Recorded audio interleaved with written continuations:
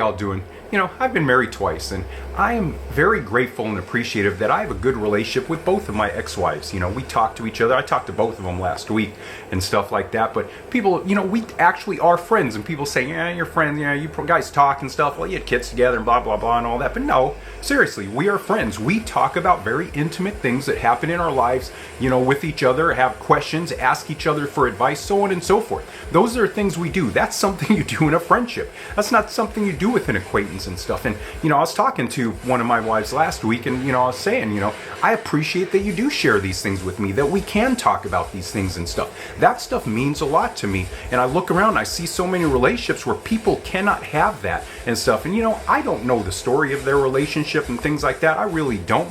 I only know the story of mine, and we had some really rough times from both sides. I mean, the relationship didn't end just because one of us, and a lot of stuff that happened was due to, like, me and my second wife. We were both neurodivergent, didn't know it at the time. So boy, that can cause a lot of issues in a relationship and stuff. And when you grow up and mature, you start to see, that stuff wasn't personal, that stuff wasn't intentional and stuff, and you let that stuff go and you grow and stuff. And we have kids together that are neurodivergent, so it's something we have to talk about and that we enjoy talking about because it's our special interest and stuff. So we can get pointers. It helps her raising her children that she has now, her daughters and stuff that are also neurodivergent, with what we learned, or learned in a wrong way, with our other boys. So, but anyways, I appreciate relationships, and I appreciate that I can have relationships with people like that we can move past any of that stuff and we can really still be friends. That's really a goal for me in every relationship. So it's just something to think about. Like I said, I don't know anyone else's story. I don't know what you went through.